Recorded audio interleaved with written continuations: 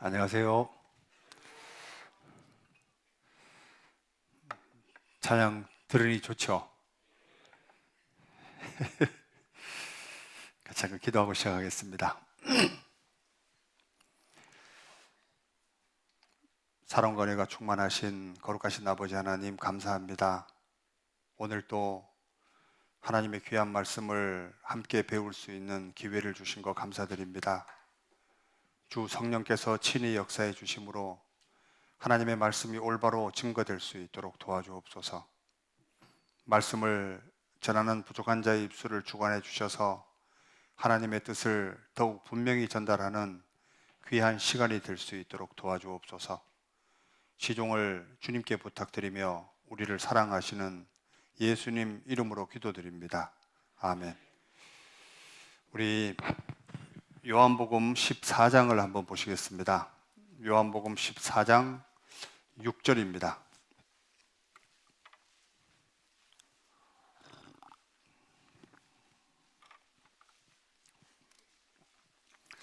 요한복음 14장 6절 제가 한번 읽어보겠습니다. 예수께서 가라사대 내가 곧 길이요 진리요 생명이니 나로 말미암지 않고는 아버지께로 올 자가 없느니라. 자, 예수님께서 이렇게 말씀하셨습니다. 내가 곧 길이요 진리요 생명이라.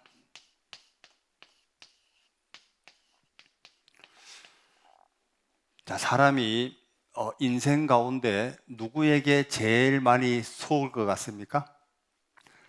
지금까지 사시면서 누구에게 제일 많이 속을 것 같아요? 자기 자신입니다. 누구에게 가장 많이 속냐면 자기 자신에게 제일 많이 속습니다. 왜 그러냐면 이런 거죠. 자, 옷을 사러 갔습니다. 저 기가 막히게 자기에게 맞을 것 같아. 집에 가서 입어보면 마음에 들어요, 안 들어요? 차를 고르고 골랐습니다. 그런데 신기하게도 다른 걸 살 걸. 남편과 아내를 얻었습니다. 이 사람을 만나면 행복할 것 같아요. 고르고 골랐는데 정말 잘 골랐다.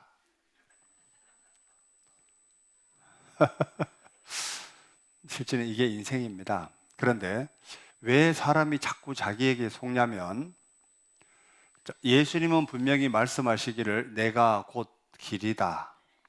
자, 그렇다면 인생길에 있어서 정확한 길을 알고 사는 사람과 모르고 사는 사람의 방향은 다르겠죠. 이해 가세요? 자, 뭐냐면 사람이 인생길을 가는데 정확한 정로를 모르기 때문에 사람이 헤매는 겁니다. 그리고 자, 내가 곧 길이요 진리라고 돼 있죠. 여기 보면 내가 곧 길이요 진리요 생명이니. 자, 그렇다면 예수님이 진리라고 한다면은 사람은 계속적으로 거짓 것만 추구하다 보니까 인생의 시작은 거짓에서 시작된다. 맞죠? 왜? 예수님을 빼놓고 이야기하면 인생의 시작은 거짓에서 시작되는 거예요. 맞죠? 진리가 예수 안에 있으니까 그렇다는 얘기입니다. 그러니까 정확한 길을 알고 정확한 진리를 깨달을 때 이 사람이 영원한 생명을 얻을 수 있습니다. 이것이 누구에게 있냐면 예수님 안에 있어요. 자, 여기 제가 성경 말씀을 한 군데 보여드리겠습니다. 요한복음 8장입니다. 여기 보시면 이런 내용이 있죠. 자료를 한번 보시죠. 여기 앞에 좀 스크린에 띄워주세요. 방송실? 예. 자, 제가 읽어보겠습니다. 예수께서 대답하여 가라사대 내가 나를 위하여 증거하여도 내 증거가 참되니. 같이 읽어볼까요? 나는 내가 어디서 오며 어디로 가는 것을 알미언니와 너희는 내가 어디서 오며 어디로 가는 것을 알지 못하느니라. 예수님이 분명히 말씀하셨는데 예수님은 어디서 왔으며 어디로 가는지 목적지를 정확히 아시는 분입니다. 자, 그렇다면 인생길에 있어서 목적지를 정확하게 아시는 분에게 물어봐야 되는 거 맞죠?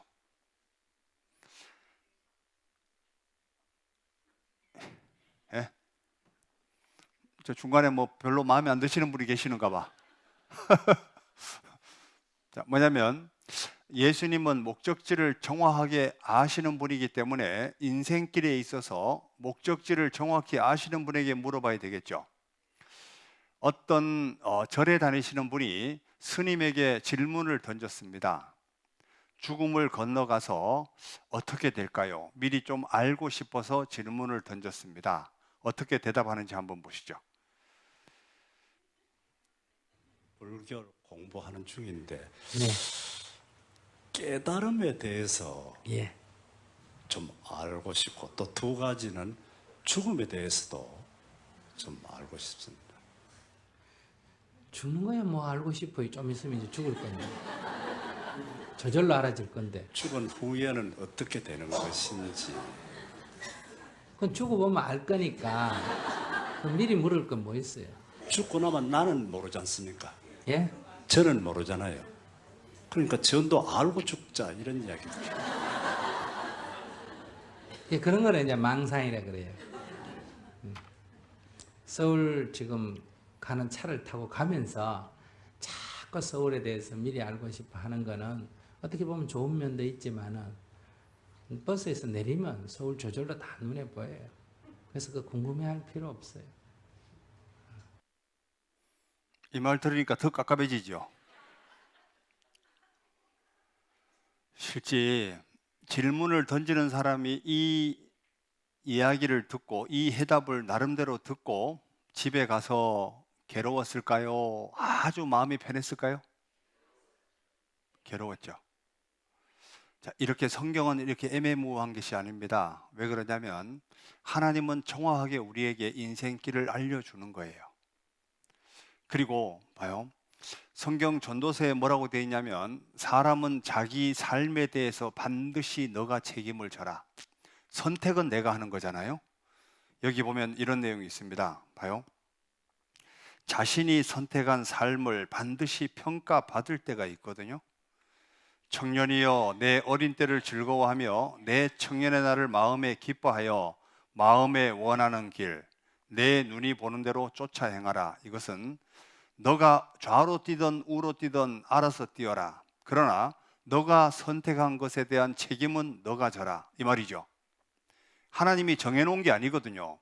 우리 각자가 자기 삶에 대해서 선택은 본인이 하시는 겁니다. 그러나 선택한 것에 대한 책임은 여기 앉아 계신 본인들이 지시는 거예요.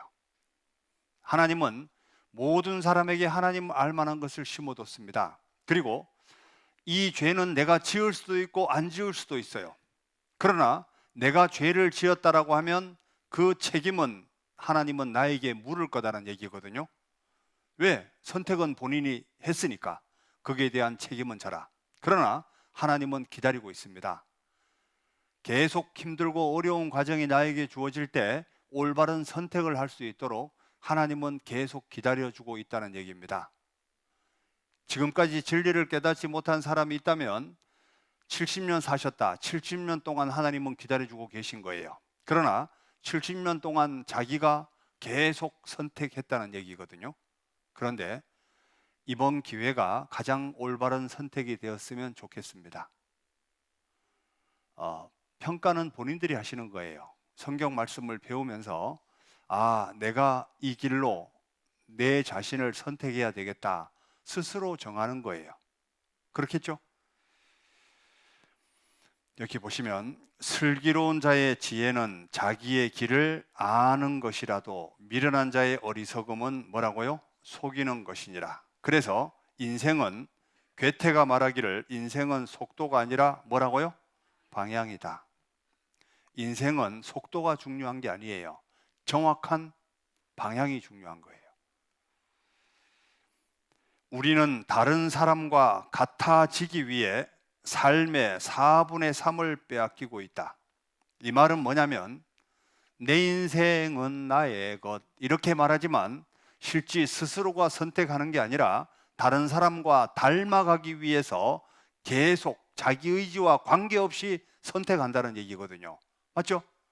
다른 사람이 차를 사니까 나도 차를 사고, 다른 사람이 집 사니까 나도 집 사고, 자식을 공부를 시키는데 유학 보내니까 나도 유학 보내고, 진정으로 인생에 대해서, 자기 삶에 대해서 생각할 수 있는 시간이 없습니다. 왜? 왜? 주변 사람들이 다 그런 사람이니까. 이해 가세요? 그래서 다른 사람과 같아지기 위해 삶의 4분의 3을 빼앗기고 있는 것 자체가 뭔가 좀 이상하지 않아요? 그래도 감사하게도 지금 이렇게 하나님 말씀을 배울 수 있는 기회가 주어진 겁니다. 이런 기회는 아무에게나 주어지는 게 아니에요.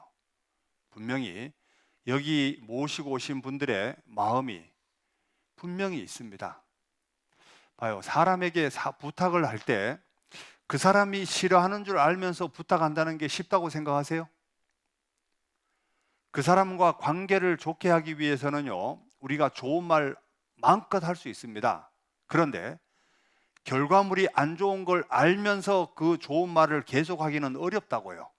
그런데 지금 현재 이야기했을 때 어려움이 주어진다 하더라도 후에 기쁨으로 받아들일 수 있다면 그거를 감수하고 하는 거예요. 저희 그 형님이 먼저 하나님의 사랑을 깨닫고 저에게 복음을 전했습니다. 그런데 제가 어떻게 받아들였냐면, 원래 저희 형님이 찬양을 잘 못해요. 노래를 잘 못하거든요. 음치입니다. 그런데 하나님의 사랑을 깨닫고 나서 강원도에 와서 노래를 부르는데, 내 영혼이 은총 입어 중한 죄짐 벗고 보니 슬픔 많은 이 세상도, 이 노래를 부르면서 이렇게 같이 이렇게 계곡을 수영하러 갔거든요. 제가 대각선으로 보면서 공부를 많이 하더니 미쳤나, 제가 실제 이랬거든요. 그리고 주 안에 있는 나에게 딴 근심이 있으랴 십자가 밑에 나아가 내 짐을 풀었네, 이 두 곡만 계속 불렀습니다. 그때 저는 교회도 안 다녔지만 그 찬송을 들으면서 제가 그때 그 찬송 두 곡을 다 외웠어요. 그러니까 얼마나 많이 불렀는지 아시겠죠? 하나님도 안 믿고 교회도 안 다니는 사람이 그 찬송가 두 곡을 다 외웠다니까요. 근데 지금 제가 외우는 것이 그때 외운 거예요. 그런데 아버님에게 하나님 말씀 들어야 된다고 얘기하니까 아버님이 가만히 있을까요? 두꺼운 바둑판을 그냥 집어던졌습니다.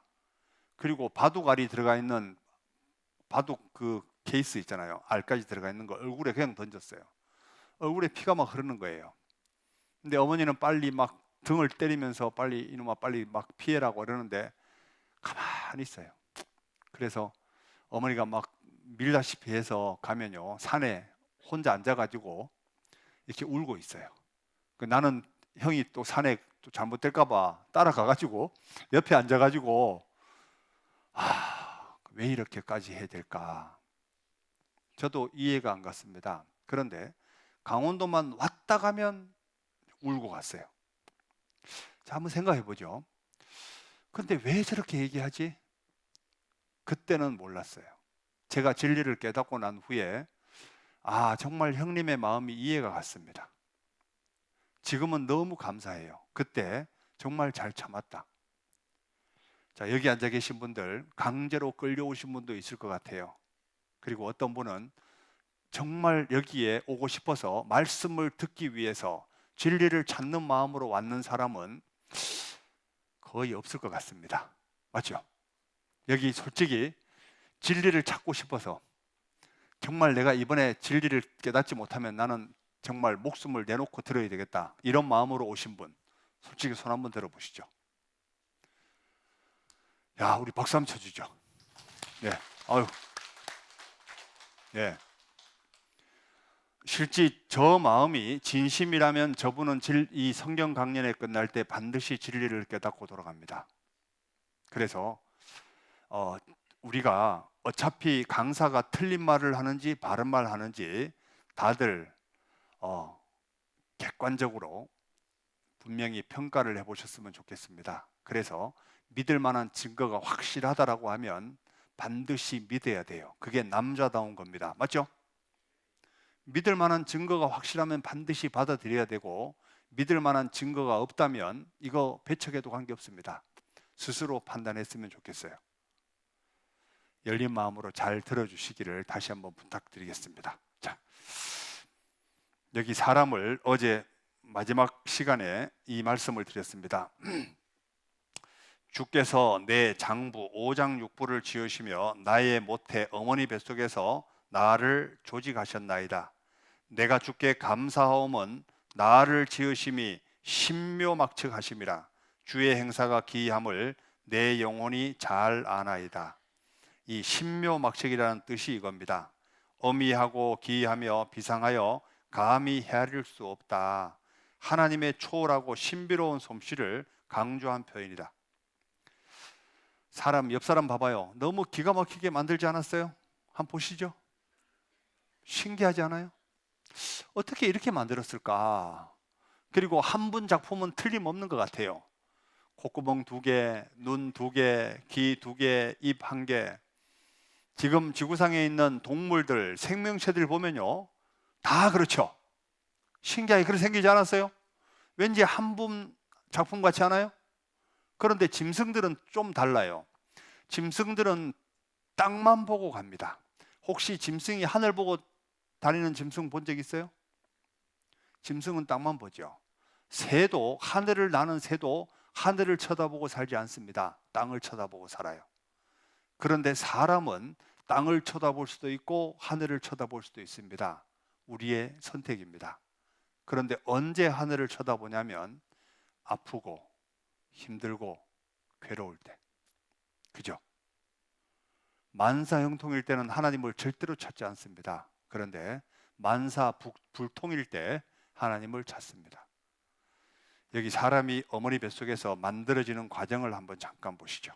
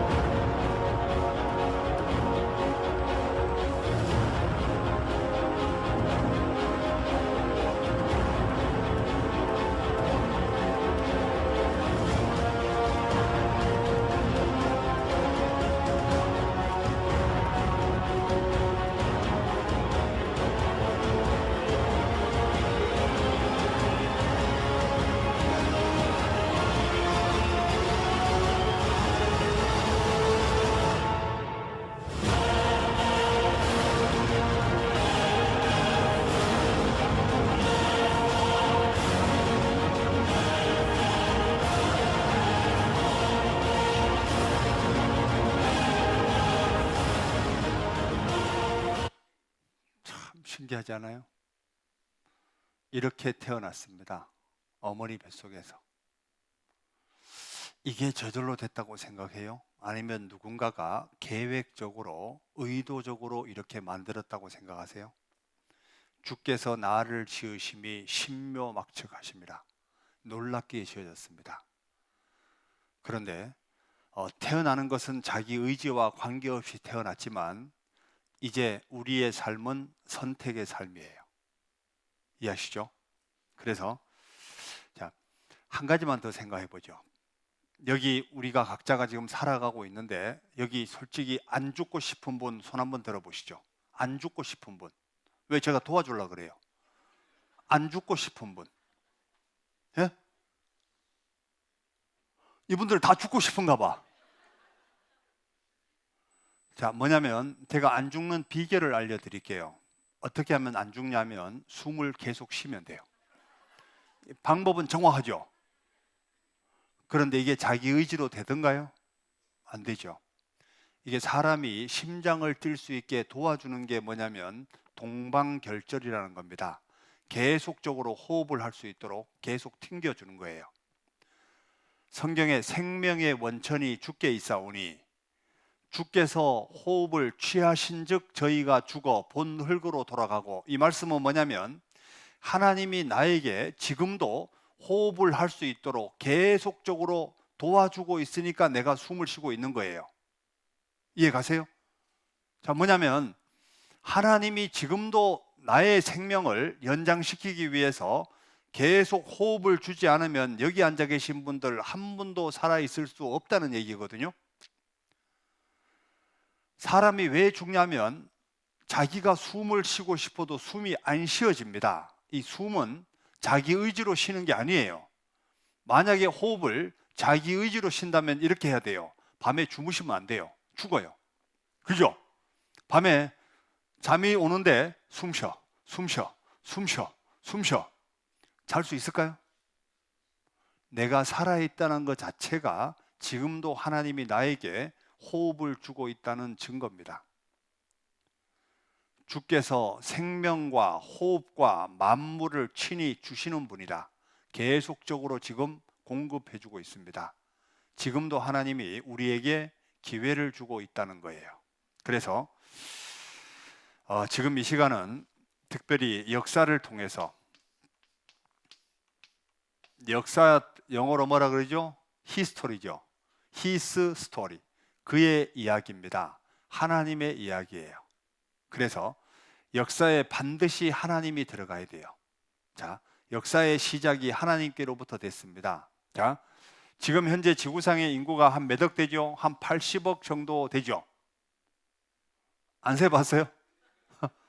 지구상의 인구가 지금 되게 많거든요. 그런데 과거로 거슬러 올라가면 사람의 숫자가 점점 줄겠죠. 계속 줄다가 최초의 사람이 등장해야 됩니다. 이 두 명의 사람이 등장해야 되는데 이 두 사람을 성경에는 아담과 하와다 이렇게 말해요. 진화가 되지 않았다면 누군가가 만드신 분이 있겠죠. 그분이 하나님인데 최초의 사람이 아담과 하와예요.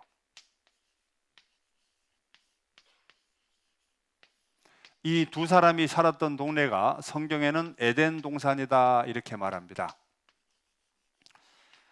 제가 어릴 때 에덴 동산 이야기를 들을 때 혹시 달나라가 에덴 동산이 아닐까? 이렇게 상상을 했던 기억도 납니다. 왜? 달을 쳐다보니까요, 토끼가 떡방아를 찍고 있는 게 그런 느낌 있죠?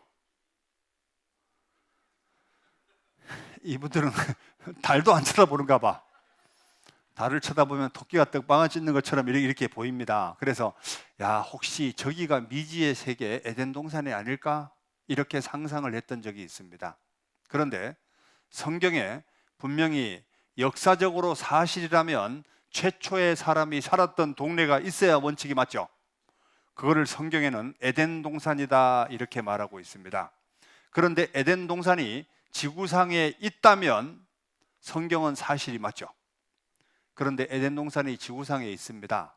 에덴 동산이 어떻게 되어 있냐면 창세기 2장에 보면 에덴 동산에 4개의 강이 흘렀습니다. 4강이 기혼강, 비송강,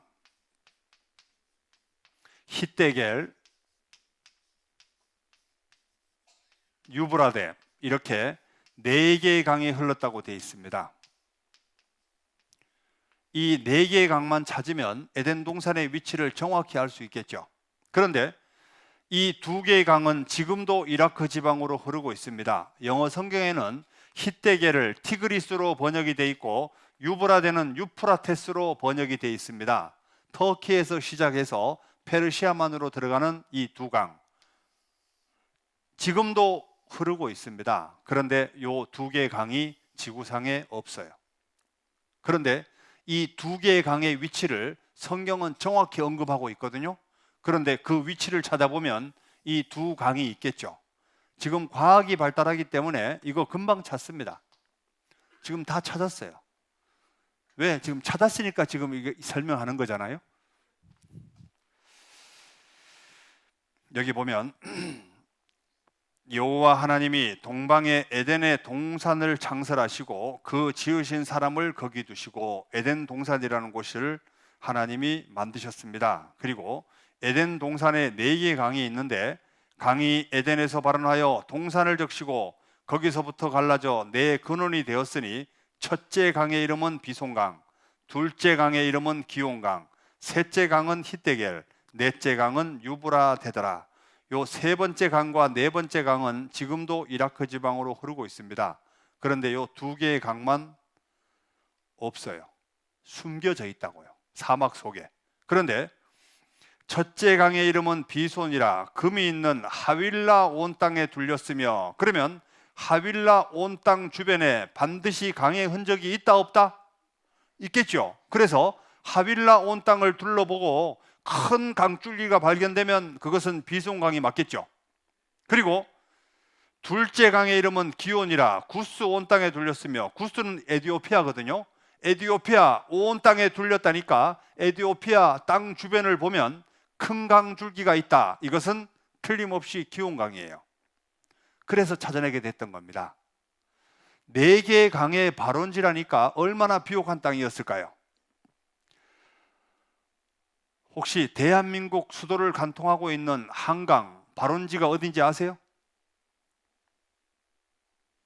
대한민국 사는 사람이 한강의 발원지 정도는 좀 알아야 될 거 아닐까요? 어디에서 한강이 시작됐을까?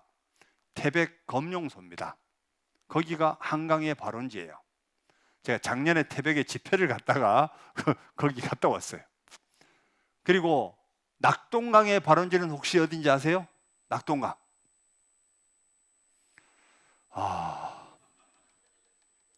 낙동강도 태백입니다. 태백 황지 연못이에요. 거기가 낙동강의 발원지입니다. 그러면 요 가까운 거 한번 물어보겠습니다. 영산강 아시죠? 영산강의 발원지는 어디일까? 담양이에요, 담양. 그러면 여기 황룡강, 거기에 발원지는 어디일까요? 여기 살면서도 그렇게 남창 계곡이 여기 황룡강의 발원지예요. 그래서 지역에 살게 되면 발원지 정도는 좀 알아야 되는 거 아닐까요? 그러니까 별로 관심이 없어요. 사람이 관심이 있는 것만 사람은 연구하고 있습니다. 이 세상의 지식이라는 것은 어떤 거냐면 이런 겁니다. 한 사람이 파리에 대해서 평생 동안 파리를 연구했어요. 파리가 초당 날개짓을 200번 한다. 파리의 눈은 아주 겹눈, 혼눈, 뭐 여러 가지 있다. 뭐 이렇게 파리에는 잔털이 많아가지고 음식물을 뭐 어떻게 묻혀오고 어떻게 빨대로 빨아먹고, 이 사람은 평생 파리만 연구해서 파리 박사라고 그랬습니다. 이 사람이 평생 연구한 건 파리 한 마리 연구한 거예요. 이게 사람의 지식입니다. 그죠? 자기가 관심이 있는 분야에만 집중하고 있다는 얘기거든요. 여기 봐요. 한강의 발원지. 여기 태백 검룡소입니다. 여기 제가 작년에 다녀왔어요. 그리고 여기는 낙동강의 발원지. 여기가 황지 연못입니다. 맞죠? 갔다 온 거 맞죠? 뭐 믿든 안 믿든 여기는 영산강의 발원지입니다. 담양 가마골. 자, 이렇게 다 이렇게 발원지가 있어요. 그런데 에덴 동산 여기 4개 강이 흘렀다고 되어 있는데 영어 성경에는 되어 있습니다. 비손강, 기온강, 히데겔, 유브라데. 여기 보면 피손, 기혼, 티그리스, 유프라테스 이렇게 되어 있죠. 여기 봐요. 첫째 강의 이름은 비손이라 금이 있는 하윌라 온 땅에 둘렸으며, 여기 하윌라, 여기가 하윌라 지역이에요.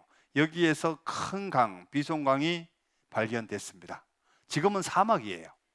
그리고 여기 둘째 강의 이름은 기온이라 구스 온 땅에 둘렸고, 구스가 이디오피아입니다. 여기에 기온강이 지금 강줄기가 있어요. 그리고 셋째 강은 히데겔이라 아수르 동편으로 흐르며 넷째 강은 유브라데더라. 지금 이렇게 또 흐르고 있습니다. 이렇게. 여기 이게 유프라테스 강, 티그리스 강, 비손강, 기온강. 여기가 에덴 동산 옛자리입니다. 그런데 신기하게도 전 세계 석유의 66%가 여기서 나오고 있습니다. 혹시 석유의 주 원료가 뭔지 아세요? 석유의 주 원료는 생물의 사체입니다. 그러면 얼마나 많은 동물이 순식간에 죽어야지 그 많은 석유가 나올까? 신기하지 않아요? 분명히 뭔가 과거에 동물들이 땅속에 들어갔다는 흔적이 있어야 정상적인 거 맞잖아요. 여기가 에덴 동산 자리가 맞습니다. 그래서 에덴 동산의 위치는 어딘가? 에덴 동산은 메소포타미아에 있었다. 그리고 티그리스와 유프라데스는 현재도 실존하지만 사라진 강, 비손과 기온, 첨단 과학이 규명해내고 미국 우주왕복선 고대 강줄기를 찾아냈다. 창세기 에덴 동산과 4강의 생생한 흔적. 사막에 감춰진 고대 강, 여기는 일찍이 식물이 무성했던 땅이었다. 거기에서 암벽화가 발견되는데 사라는 녹색 초원이었다. 이런 암벽화들이 너무 많이 있습니다. 여기가 바로 에덴 동산이었습니다. 그리고 여기 봐요. 석유의 형성법, 석유의 원료는 생물의 사체이다. 이게 에덴 동산이에요. 그런데 에덴 동산이 어디에 갔다고요? 지하에 내려갔습니다. 에덴 동산이 지하에 내려갔어요. 여기 보시면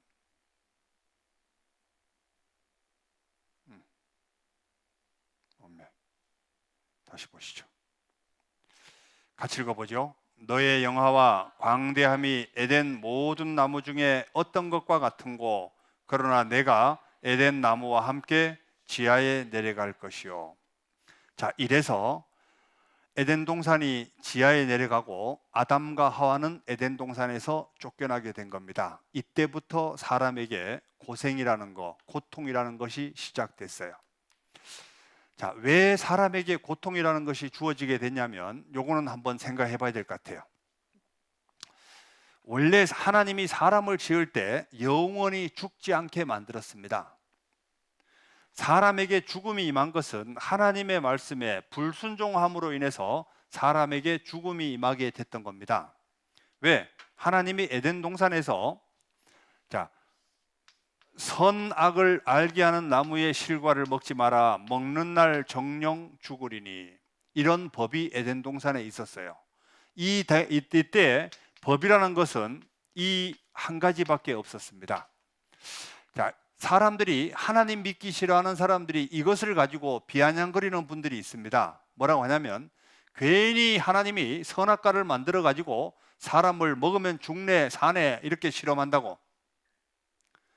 자, 그런데 이 선악과만 보더라도 하나님이 나를 얼마나 인격적으로 대하는지 알 수 있습니다.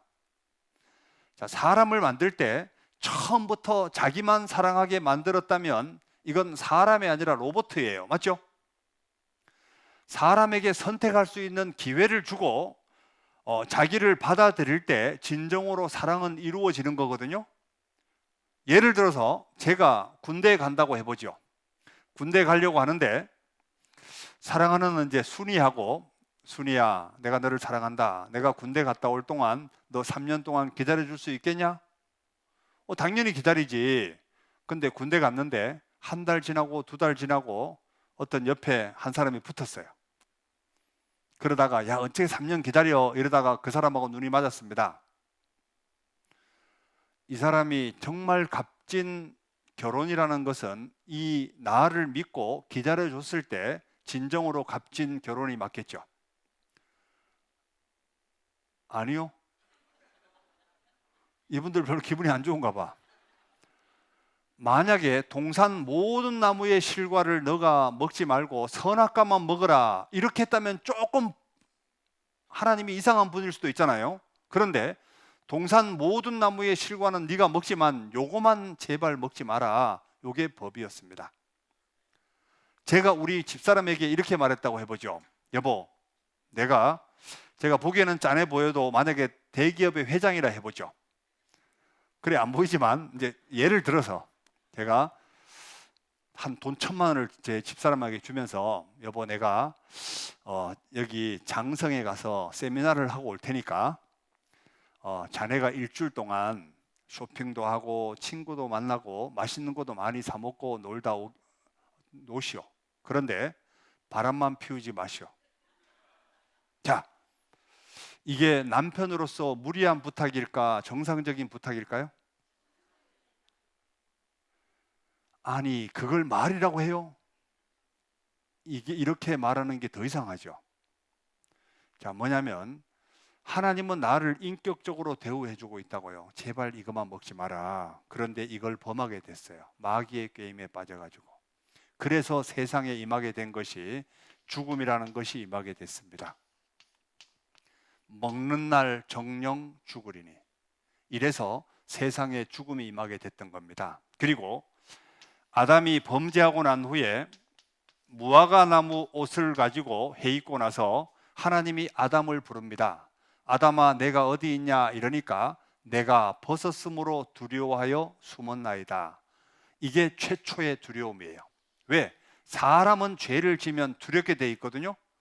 그리고 죄를 짓고 난 후에 사람에게 어떤 일이 임하게 되냐면 자, 핑계대기 시작합니다. 왜 선악과를 먹었냐? 하나님이 주신 저 여자 때문에 먹었습니다. 핑계를 누구에게 대냐면 여자, 하나님이 만들어주신 저 여자의 먹으란 말 때문에 먹었다고 하거든요. 자, 그리고 여자에게 너는 왜 먹었냐라고 하니까 뱀이 깨물어 먹었습니다. 뱀에게 물어봐요? 안 물어봐요? 뱀에게는 전혀 안 물어보죠. 뱀은 사랑이 없어요. 뱀은 한 번으로 끝난 거예요. 그런데 사람에게는 하나님이 기회를 주고 있다는 겁니다. 이게 사랑하니까 그런 거예요. 그리고 여자에게 잉태하는 고통을 크게 더했습니다. 짐승이 새끼를 낳는데 미역국 끓여 먹는 짐승 본 적 있어요? 신기하게도 사람은요, 예전에 어른들은요, 아기 낳기 전에 자기가 신발, 고무신을 벗어놓은 걸 다시 한번 보고 들어가서 아기를 낳습니다. 내가 저 고무신을 다시 신을 수 있을까? 옛날에 아기 낳다 많이 죽었거든요. 그런데 왜 아이를 많이 낳을까? 저희 어머니는 애를 8명 낳았어요. 2명 죽었고. 아기 낳은 고통 생각하면 애 낳을 마음이 없잖아요. 그런데 사람 태어나는 순간 사람 난 기쁨 때문에 고통을 기억하지 않는다고 되어 있습니다. 그렇죠?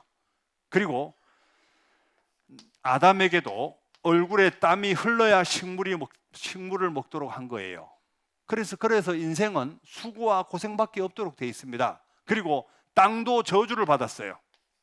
땅은 가시덤불과 엉겅퀴가 나게 될 거다. 농사 지어 보신 분 알잖아요. 곡식은 계속 가꿔줘야 돼요. 그런데 잡초는 누가 뿌리는 사람도 없는데 기가 막히게 자라죠. 이게 다 범죄의 결과입니다. 이 창세기 3장의 범죄의 결과를 언제까지 안고 가냐면 죽을 때까지 이걸 안고 가요. 그런데 이걸 자세히 보면요, 하나님이 나를 얼마나 사랑하는지 알 수 있습니다. 왜 그러냐면 사람이 범죄했지만 사람에게 고통이라는 것이 주어질 때 하나님께 돌아가게 돼 있어요. 맞죠? 사람에게 고통이라는 것이 있어야지 하나님께 돌아가게 돼 있다고. 이런 어려움을 주지 않았다면 사람은 하나님께 절대로 돌아가지 않습니다. 이것도 하나님의 배려예요. 아세요? 여기 앉아 계신 분들 다 저 과정을 겪어야 돼요.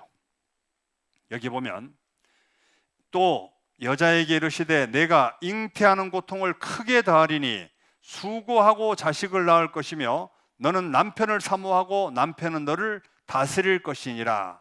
자, 이거 보면 남편이 삶이 괴로울까요? 아내가 삶이 괴로울까요? 남편을 사모하고 남편은 너를 다스릴 것이니라 이러니까 다스림을 받는 사람이 훨씬 더 괴롭겠죠. 이분들 아닌가 봐. 자, 봐요. 사람 인자를 보면 이게 사람 인자잖아요. 누가 더 괴로울 것 같아요? 요게 남자고 요게 여자입니다. 여자가 훨씬 더 괴롭겠죠. 그러니까 남자는 여자가 없으면 힘들어요. 여자는 반대로 여자는 남자가 없으면 편해요. 맞죠? 이게 실질은 사람의 인생이에요. 그리고 하나님이 처음부터 여자를 만든 목적은 돕는 배필로 만들었다고. 남녀 평등은요 성경적으로 안 맞습니다. 남자가 위고 여자가 아래예요. 이건 법칙이에요.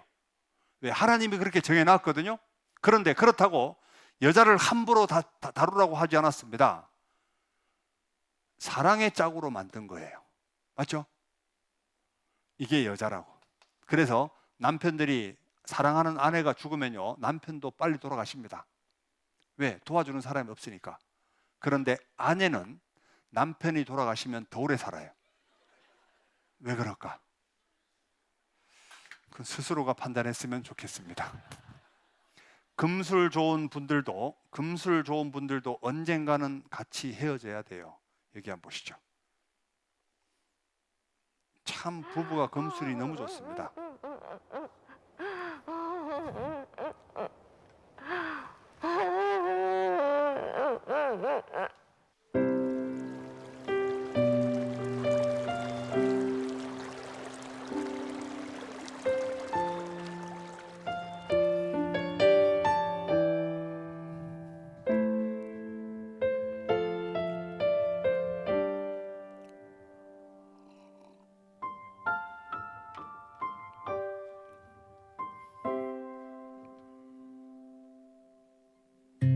곱고 희던 그 손으로 넥타이를 메어주던 때 어렴풋이 생각나오. 여보 그때를 기억하오. 세월이 흘러가네. 흰머리가 늘어가네. 모두가 떠난다고. 여보 내 손을 꼭 잡았소. 세월은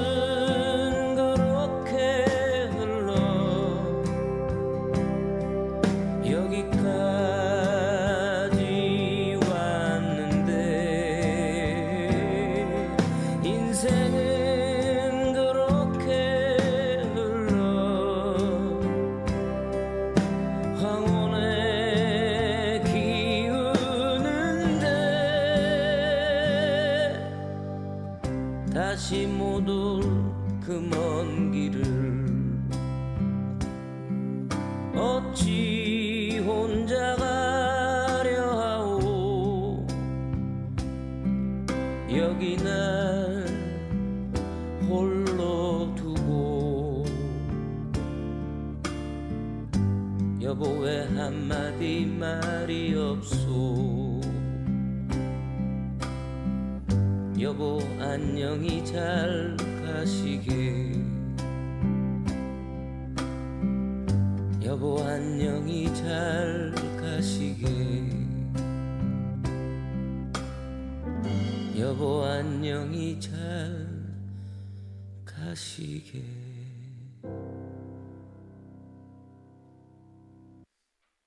이게 인생이에요. 언젠가는 사랑하는 사람과 분명히 이별해야 됩니다. 이게 삶의 법칙이에요. 여기 앉아 계신 분들 안 죽을 사람 아무도 없습니다. 다 죽어요. 언젠가는 자기 사랑하는 짝이 언젠가는 이 자리에 없습니다.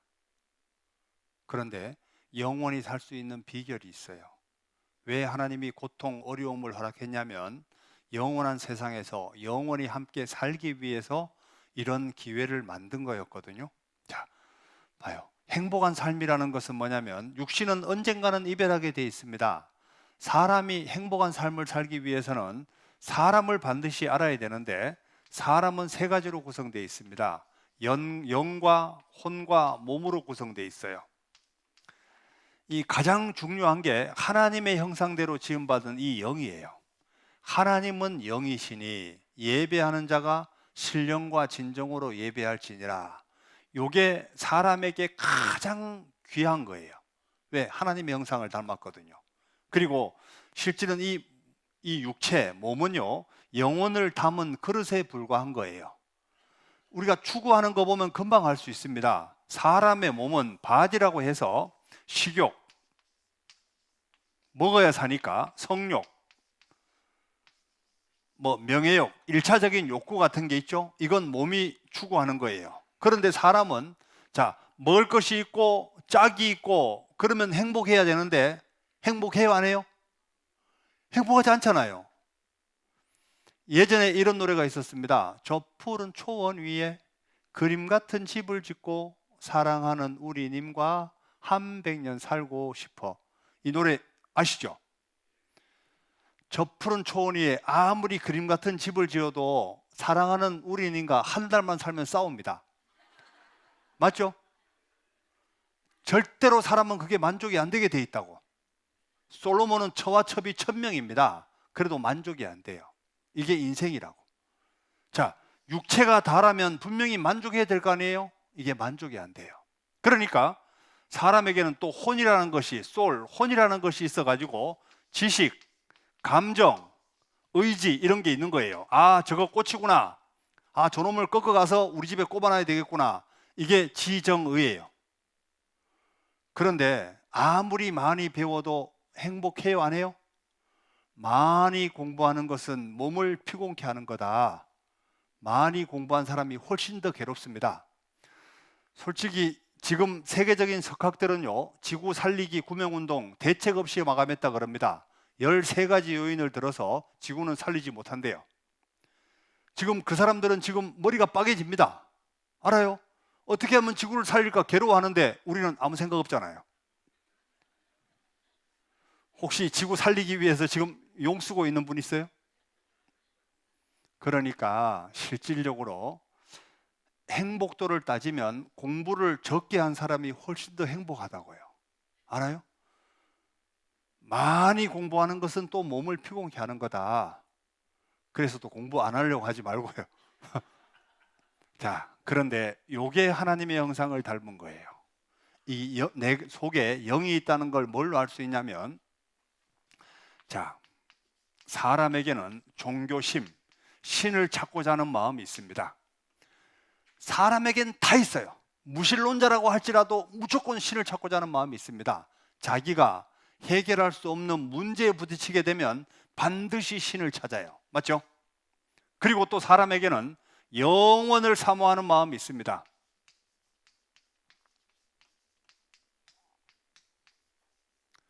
자, 사랑 고백을 할 때 수가 내가 너를 영원히 사랑한다 이러면 왠지 채워지죠. 그런데 수가 내가 너를 실제 결혼생활 50년 하면 마한 거 아니에요? 내가 너를 50년 동안 사랑할게 이러면 기분 좋아요, 안 좋아요? 이분들은 사랑도 안 해봤구만. 영혼을 사모하는 마음이 있어요. 그리고 사람에게는 또 뭐가 있냐면 양심이라는 것이 있습니다.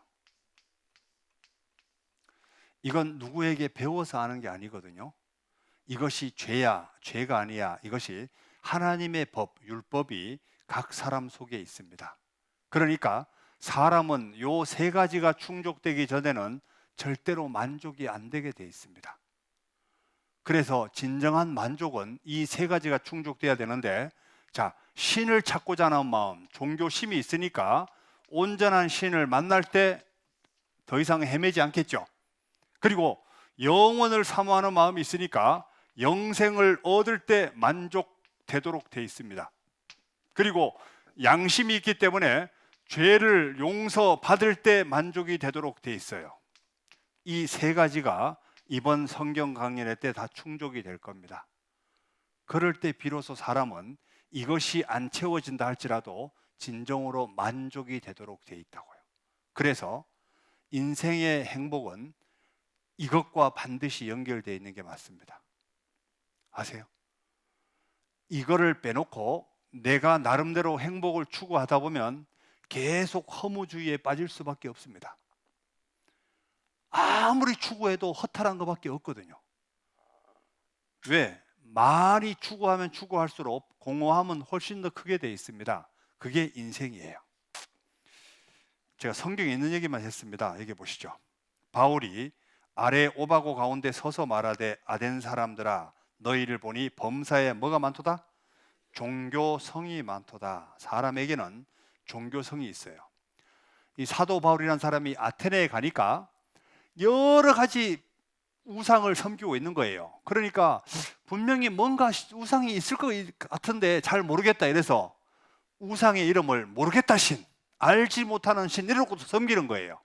그래서 사도 바울이 너희가 모르고 섬기는 신을 내가 너희에게 알게 해주겠다라고 해서 나온 메시지가 이거예요.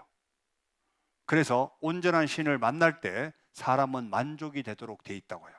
그리고 또 다른 마음이 하나님이 모든 것을 지으시되 때를 따라 아름답게 하셨고 또 사람에게, 누구에게? 사람에게, 짐승에게 아닙니다. 짐승은요 먹을 것이 있고 입을 것이 있고 잠잘 것이 있으면 그것으로 끝나요. 그런데 사람에게 영원을 사모하는 마음을 주셨느니라. 사람에게만 영원을 사모하는 마음이 있습니다. 그리고 사람에게 또 이 마음이 있죠.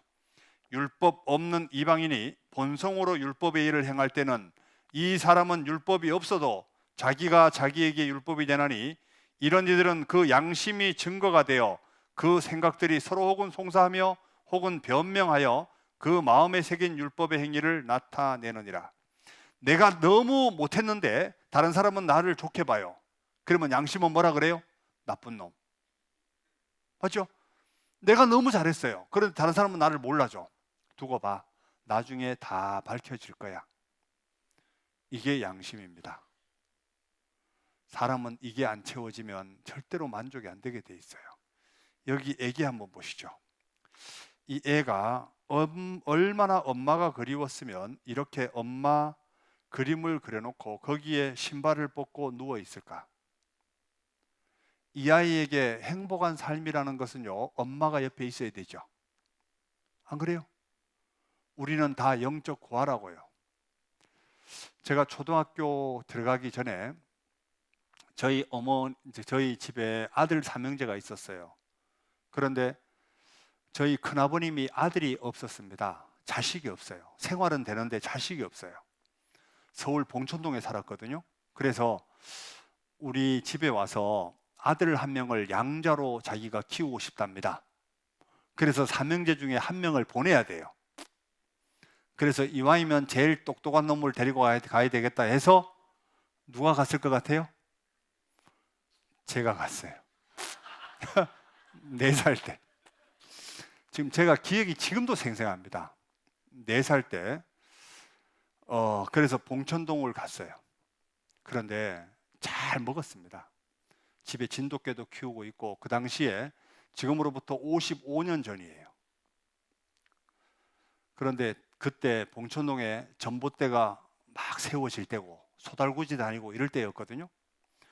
그런데 제가 밥만 먹으면요 어디 갔냐면 밖에 나갔습니다. 전봇대 세우는 아저씨에게 가가지고 아저씨 나 집이 강원도인데 나 좀 데려다 주세요.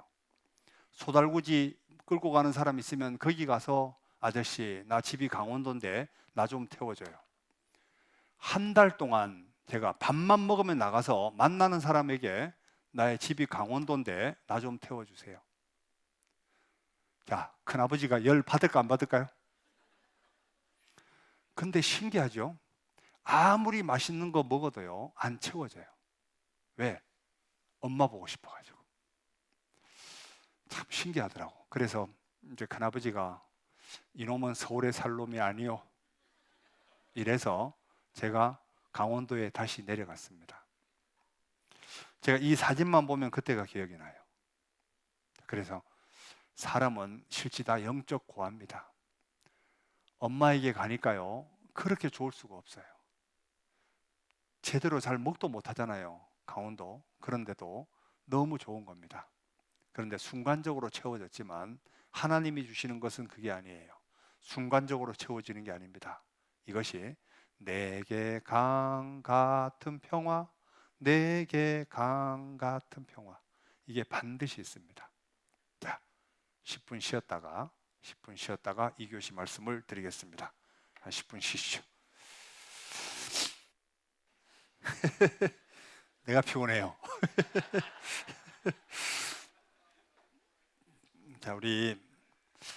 자, 하나님이 전 세계를 통치하는 방법을 잠깐 한번 생각해 보면 이겁니다. 여기 보시면 여호와께서 그 성전에 계시니 여호와의 보좌는 어디에 있다고요? 하늘에 있으며 그 눈이 인생을 통촉하시고 그 안목이 저희를 감찰하시도다. 하나님의 보호자는 하늘에 있습니다. 그러니까 전 세계 모든 사람을 하나님은 완벽하게 보시고 계세요. 그러니까 자, 이 세상에는 공의를 행하는 곳에도 악이 있습니다. 실제 바깥에 돌아다니는 사람들, 교도소에 있는 사람보다 바깥에 돌아다니는 사람이 훨씬 더 악한 사람이 있을 수 있어요. 그죠? 그런데 하나님이 살아계시고 그 사람의 삶에 대해서 완벽하게 아시는 그분이 심판을 해야지 정확한 벌을 내리고 상을 줄 수 있습니다. 그렇겠죠? 우리가 불평할 필요가 전혀 없어요. 하나님은 반드시 행한 대로 갚아주는 분입니다. 죄가 있으면 반드시 심판해요. 그거를 역사 가운데 보여주고 있는 거거든요. 그리고 의와 공의가 주의 보호자의 기초라. 인자함과 진실함이 주를 앞서 행하나이다. 이것을 좀 쉽게 표현하면 이겁니다.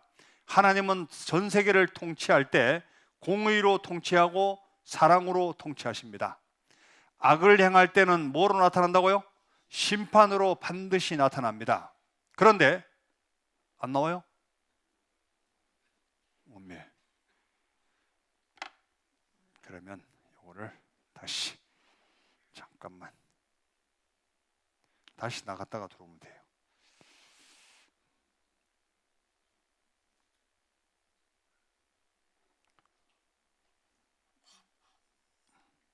자, 나와요? 네. 에? 그러니까 다시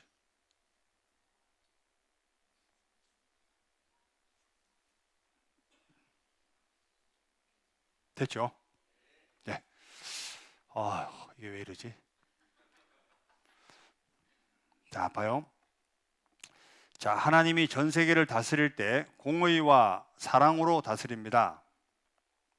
그런데 공의는 악을 행할 때는 반드시 심판으로 나타나고 사람이 돌이킬 때는 어떤 죄를 지었다 하더라도 돌이킬 때는 구원으로 나타납니다. 그리고 그 사람이 선을 행할 때는 하나님은 반드시 보상해 주게 돼 있어요. 이게 하나님이 통치하는 방법입니다. 그러니까 불평할 필요가 전혀 없어요. 내 삶에 대해서 하나님은 완벽하게 보셨습니다. 에덴 동산에 범죄하고 난 후에 사람들이 모이기만 하면 착한 일을 할까요? 죄를 지을까요? 자, 우리의 삶을 한번 돌아보면 금방 이해합니다. 봐요. 사람이 한 두세 명이 모였어요. 특별히 여자분들 3명이 모였습니다. 막 얘기를 해요. 그런데 나라와 민족의 발전을 위해서 얘기해요? 거의 얘기가 남의 얘기입니다. 그죠? 남자들 모이면요, 또 엉뚱한 얘기만 해요. 우리도 얼마 안 있으면 요양병원 갈 건데 우리가 간만에 노인들 가서 목욕도 시켜드리고 좀 왠가 좀 우리가 좀 해보자. 사람은 착한 일을 하려고 하면요, 왠지 모르지만 막 고민을 해야 되고 이러죠. 그런데 신기하게도 죄는 너무 자연스럽게 나옵니다. 이게 실제 저와 여러분의 삶이에요. 안 그래요? 아담과 하와가 에덴 동산에서 범죄하고 난 후에 사람이 모이기만 하면 죄를 짓습니다. 그래서 죄가 가득 차고 더 이상 하나님이 봐줄 수 없을 때, 그때 하나님이 심판할 수밖에 없습니다. 그때가 언제일까요? 바로 노아 시대 때입니다. 세상에 죄가 가득 찼습니다. 여기 보시면 여호와께서 사람의 죄악이 세상에 관영함과, 관영이란 뜻은 가득 찼다 이런 뜻이거든요. 마음의 생각의 모든 계획이 항상 악할 뿐임을 보시고, 지금 현재 우리 시대를 보면요, 거의 여기와 흡사해요. 그죠? 땅 위에 사람 지으셨음을 한탄하사 마음에 근심하시고 가라사대 나의 창조한 사람을 내가 지면에서 쓸어버리되 사람으로부터 육축과 기는 것과 공중의 새까지 그리하리니 이는 내가 그것을 지었음을 한탄함이니라 하시니라. 그러나 노아는 여호와께 은혜를 입었더라. 하나님은 사랑과 공의를 다스리고, 그리고 그 사람이 선을 행할 때는 하나님은 반드시 보상해 주는 분입니다. 그 당대에 노아란 사람은 하나님을 경외하는 사람이었어요. 다른 사람은 다 타락했습니다. 그래서 하나님이 노아를 통해서 큰 일을 계획하게 됩니다. 그게 뭐냐면 전 세계를 물로 심판해야 되겠다 이렇게 계획을 세우고 노아에게 큰 배를 만들어라, 방주를 만들어라. 방주의 제도를 하나님이 일일이 불러주십니다. 상중하 3층으로 해라. 길이가 장이 300규빗, 광 넓이가 50규빗, 고가 30규빗, 상중하 3층으로 지어라. 왜 이렇게 방주를 크게 짓냐면요, 모든 동물의 암컷 수컷을 다 집어넣어야 되고, 그리고 여기에 사람들이 누구든지 탈 수 있도록 하나님이 기회를 부여한 거예요. 노아가 얼마 동안 이 배를 만들었냐면 한 100년 가까이를 배를 만들기 시작했습니다. 방주를 만들고 있고 그러면서 노아는 계속적으로 사람들에게 외쳤을 겁니다. 여러분들, 하나님이 전 세계를 물로 심판하려고 하니까 여러분들 방주로 피하시오. 성경에 의를 전파했다고 되어 있습니다. 계속 배를 지으면서 방주로 피하라고. 하나님이 반드시 전 세계를 물로 심판한다고 했다고. 자, 노아의 말을 들은 사람들이 반응이 어땠을까요? 저 노아 양반 미쳤어. 이런 마른 하늘에 무슨 비가 온다고. 왜? 노아 시대 때까지는 한 번도 비가 내린 적이 없고 안개만 올라와 온 지면을 적셨다고 되어 있거든요. 그러니까 사람들이 믿을 수가 없죠. 노아가 방주를 다 만들었을 때 나이가 600세였습니다. 몇 살이었다고요? 600세. 이때 방주를 다 완성시킨 거예요. 방주가 만들어지자 하나님이 모든 동물들 암컷 수컷을 노아에게로 보내줍니다. 자, 짐승들이 암컷 수컷이 노아에게로 막 몰려올 때 사람들이 눈치채야 되죠. 안 그래요? 저 뭔 일이요? 왜 짐승들 암컷 수컷이 방주로 가지? 이걸 보면 노아가 얘기하던 그 심판이 오는 모양이구나 해서 뭔가 긴장을 해야 되고 뭔가 준비를 해야 될 거 아니에요? 그런데 짐승들이 암컷 수컷이 몰려가는데도 사람들은 먹고 마시고 시집가고 장가가고 사고 팔고 집 짓고 온갖 육신에 빠져서 살고 있는 거예요. 짐승들이 다 암컷 수컷이 다 들어가고 하나님이 일주일을 더 기다려 주십니다. 그런데 아무도 방주에 안 타요. 그리고 하나님이 방주문을 닫습니다. 그리고 전 세계에 비가 40주야를 쏟아지게 돼요. 그래서 방주에 탄 사람 이외에 모두가 다 죽었다. 이게 창세기 6장, 7장, 8장, 9장입니다. 성경의 한 개의 사건을 성경 4장을 살해한 사건은 이 사건밖에 없어요. 이게 전 세계적인 사건이었거든요. 이것이 사실일까? 그런데 감사하게도 하나님은 어떤 사건이 있다면 반드시 증거를 남겨두십니다. 뭐를 남겨둔다고요? 증거를 남겨두십니다. 저는 이 사건 보고 하나님을 믿게 됐어요. 확실한 사건 한 개만 있어도 성경은 사실이 맞죠. 그런데 증거는 너무 많습니다. 이것뿐만 아니에요. 자, 봐요. 노아가 직접 만든 배가 지구상에 있다면 지금으로부터 5,000년 전의 배예요. 지금까지 있다면 이 사건은 사실이다, 거짓이다? 사실이다. 그런데 성경 창세기 8장에는 방주의 위치가 정확하게 나와 있습니다. 방주가 어디 머물렀다고 되어 있냐면 아라랏산에 머물렀다. 이렇게 되어 있거든요. 그러면 머리 좋은 사람은 세계 지도를 펼쳐놓고 아라랏산을 보고 아라랏산 위에 가서 이 배가 있다면 이 사건은 사실이 맞겠죠. 그런데 아라랏산이 있어요. 소련과 터키의 국경 지방에 아라랏산이 있다고. 5,165m. 백두산 2갑절쯤 되는 곳에 있습니다. 왜? 만년설로 대답해 있기 때문에 지금까지 보존이 가능했던 거예요. 이 배가 있어요. 여기 보시면 자, 언제 다 만들었냐면 노아 몇 세? 600세 되던 해 2월 곧 그달 17일이라 그날에 큰 기품의 샘들이 터지며 하늘의 창들이 열려 며칠을 40주야를 비가 땅에 쏟아졌더라. 물이 땅에 더욱 창이라며 천하의 높은 산이 다 덮였더니 자, 이거 보면 40주야가 내릴 비가 없어요. 지구상에는 전 세계 맞죠? 이 40주야 내린 비가 무슨 비였냐면 하늘의 궁창에 물층이 다 쏟아진 겁니다. 어떤 물을 연구하신 분이 이 내용을 보고 하나님 믿은 사람도 있어요. 여기 혹시 비누방울 가지고 콕 찍어 가지고 후 불면 비누방울이 뽕뽕뽕 하늘 막 날아다니는 거 해보셨어요? 이쪽은 안 해봤는 것 같아. 해보셨어요? 예. 그러면 자, 이 비누방울이 하늘을 날다가 뻥 터지죠. 어떻게 터질 것 같아요? 터질 때 폭탄이 터지듯이 펑 터질까요? 절대로 그렇게 안 터집니다. 어떻게 터지냐면 이게 이제 비누방울이 터질 때 이렇게 터져요. 하늘의 창들이 열리는 것처럼 이렇게 거친다고. 이해가요? 빵 터질 때 이렇게 거쳐요. 물을 연구하신 분이 하늘의 창들이 열려 이걸 보고요. 아, 하늘에 물층이 있다면 틀림없이 이렇게 됐을 거다. 이 말씀 보고 성경이 놀랍다 이렇게 믿거든요. 솔직히 우리 아무 생각이 없잖아요. 에? 그게 어때서? 이런 표정이야 보니까. 맞죠? 그러니까 사람이 뭔가 고민하면 신기하게도 성경은 보통 놀라운 책이 아닙니다. 창조주가 우리에게 직접 하나님을 믿을 수 있도록 전해준 책이라고요. 놀라운 책이죠. 평생에 자기 옆에 두고 읽어서 세상 책은요 한 번 읽고 나면 그것을 마르고 닳도록 읽는 분 있어요? 제가 지금 성경을 30몇 년을 읽었습니다.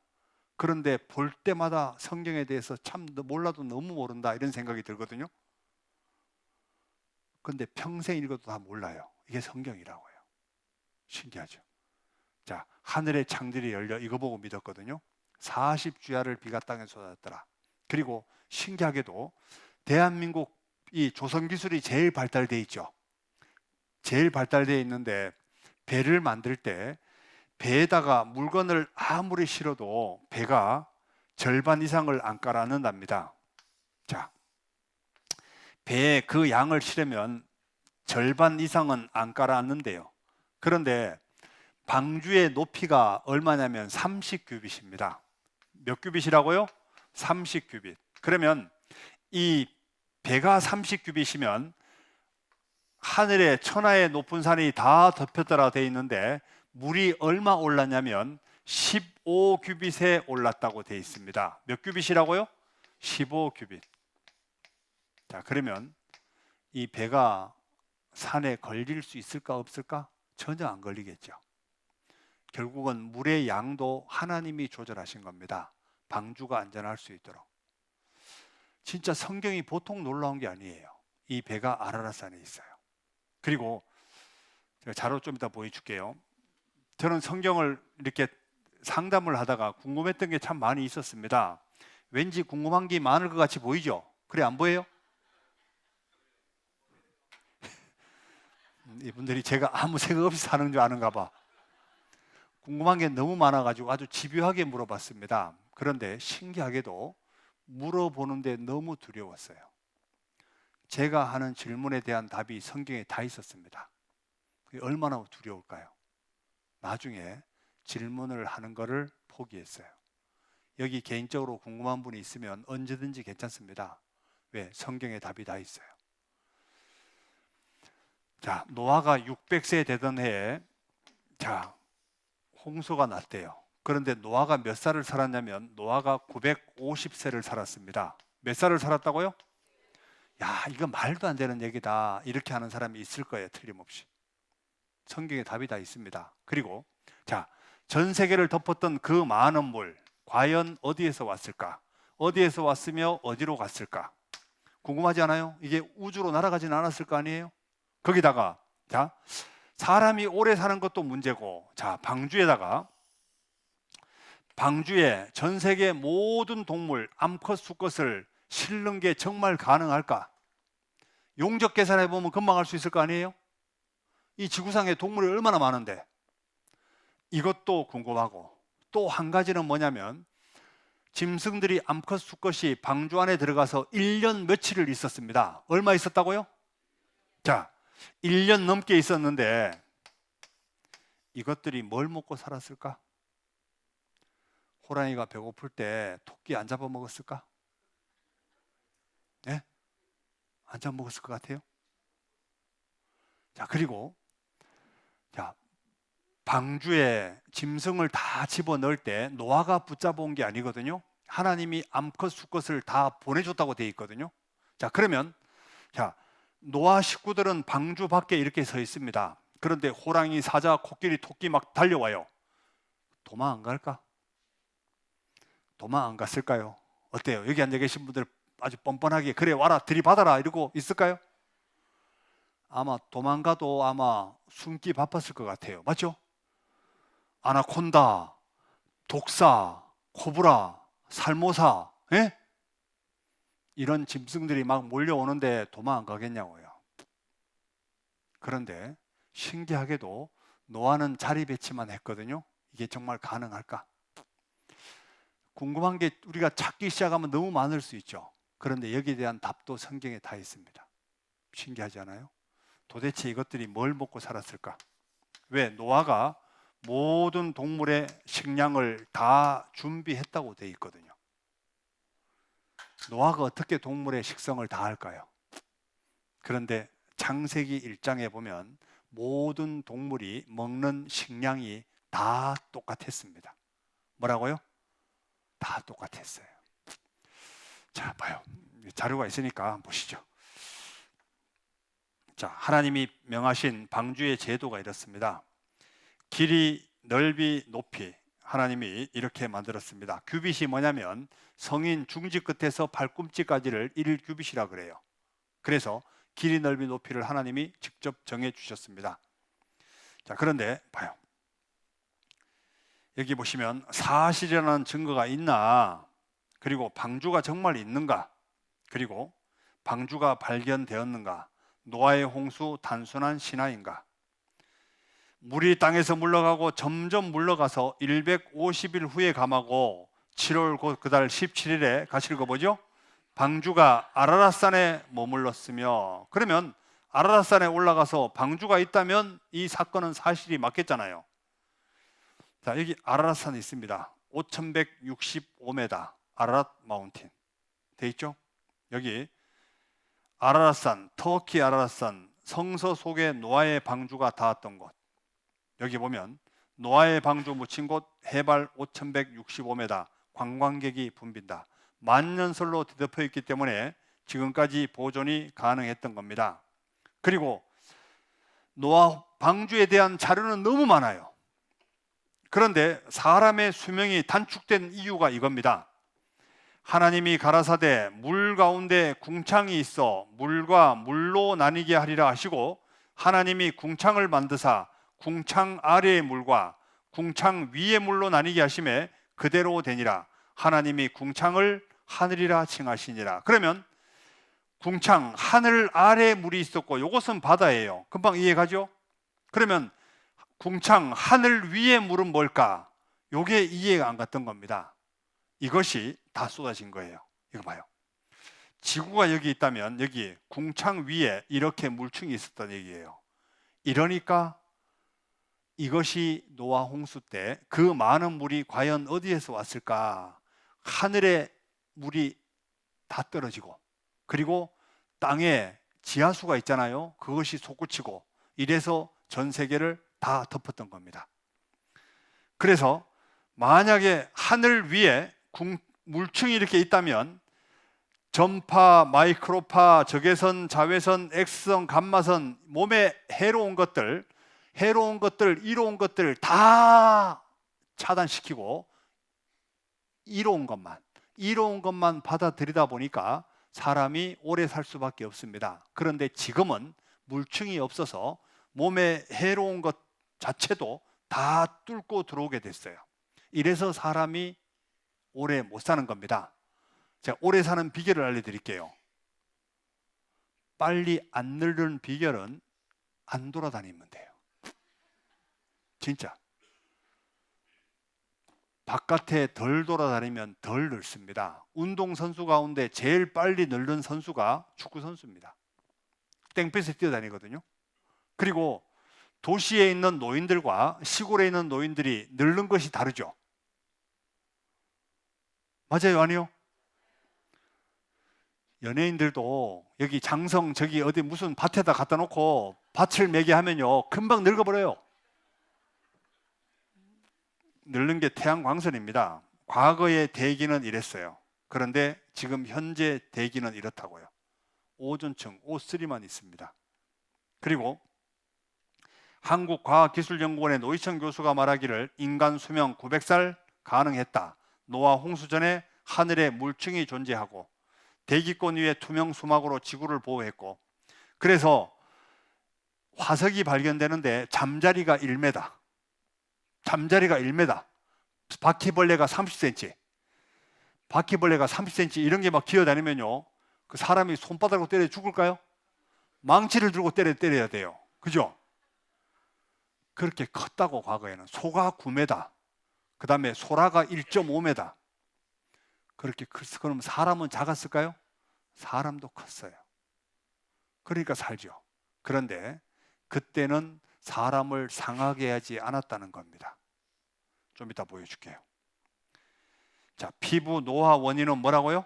태양광선이다. 그래서 요즘 나올 때 선크림 바르고 다니잖아요. 노아 홍수 후에 인간의 수명이 단축되었다. 그리고 전 세계 덮었던 그 많은 물이 과연 어디로 갔을까? 분명히 우주로 나가지는 않았을 거 아니에요.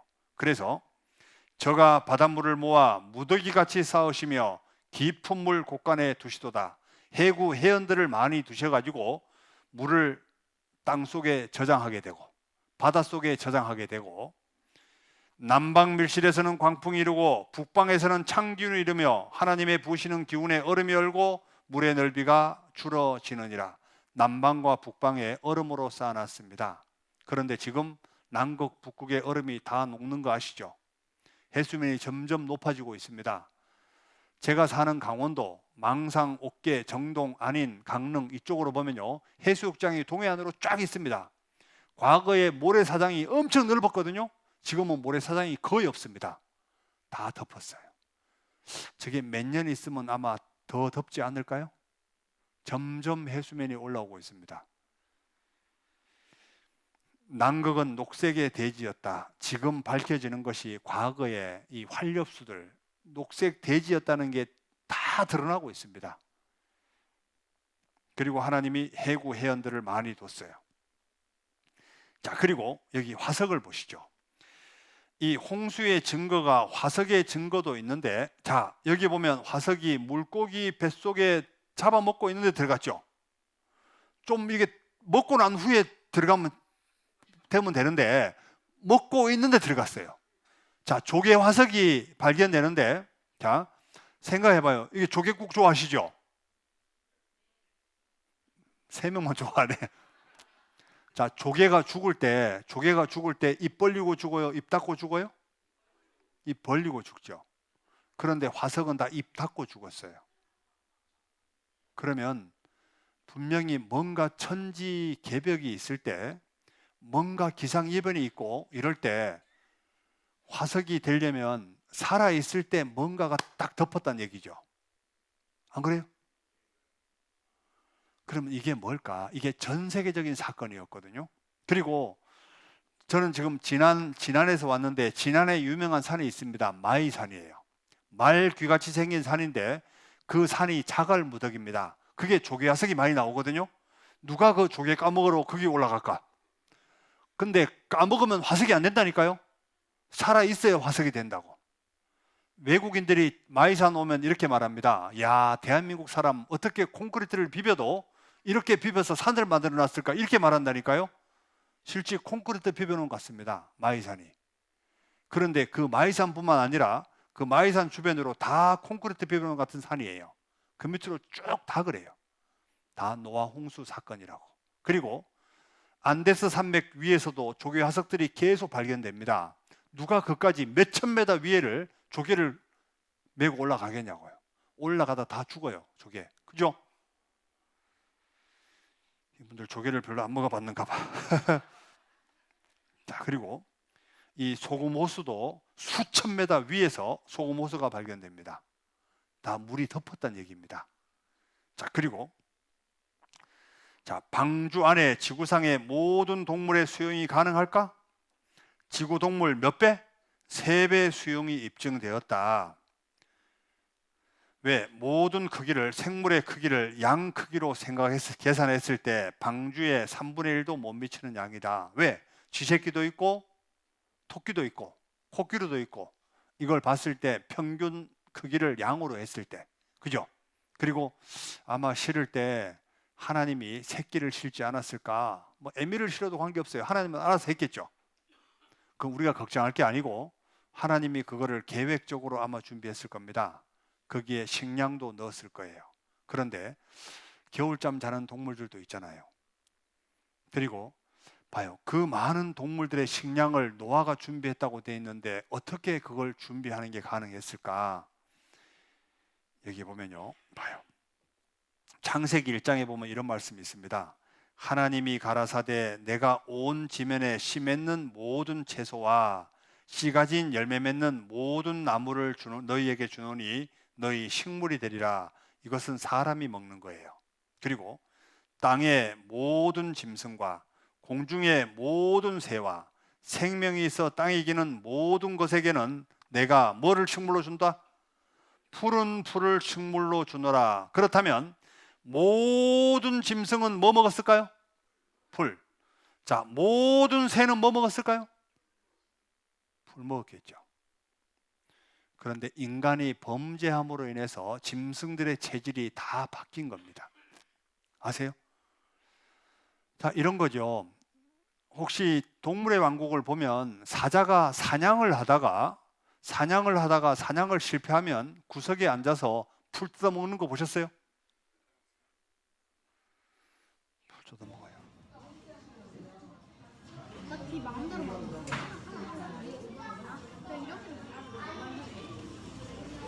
그리고 호랑이도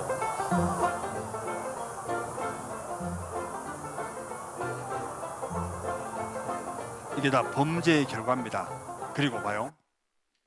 자, 홍수 후에 짐승의 체질이 어떻게 바뀌냐면 사람의 체질도 이렇게 바뀌어요. 봐요.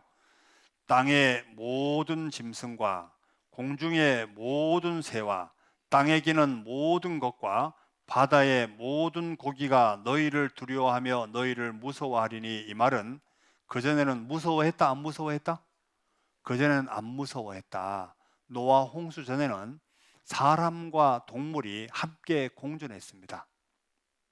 그런데 인간이 범죄함으로 인해서 이렇게 짐승들도 사람을 두려워하게 되어 있습니다. 그렇게 체질이 바뀐 거예요. 그리고 사람도 육식 자체를 안 했습니다. 왜? 채소 과일이 주식이었거든요. 인간의 범죄하고 난 후에 동물을 잡아먹는 거예요. 이들은 너희 손에 붙이었습니다. 무릇 산 동물은 너희의 뭐가 될지라? 식물이 될지라. 채소같이 내가 이것을 다 너희에게 주노라.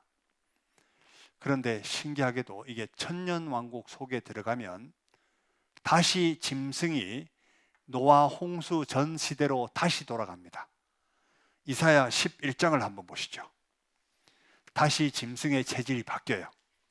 이사야 11장, 이건 한번 봐야 될 것 같아요.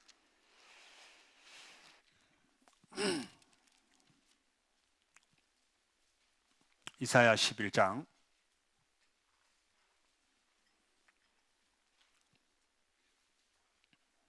이사야 11장 그때에 이사야 11장 6절 그때에 이리가 어린 양과 함께 거하며 표범이 어린 염소와 함께 누우며 송아지와 어린 사자와 살찐 짐승이 함께 있어 어린아이에게 끌리며 사자가 사람 안 잡먹습니다. 암소와 곰이 함께 먹으며 암소와 곰이 지금은 함께 못 먹잖아요. 함께 먹으며 그것들의 새끼가 함께 엎드리며 사자가 뭘 먹는다고요?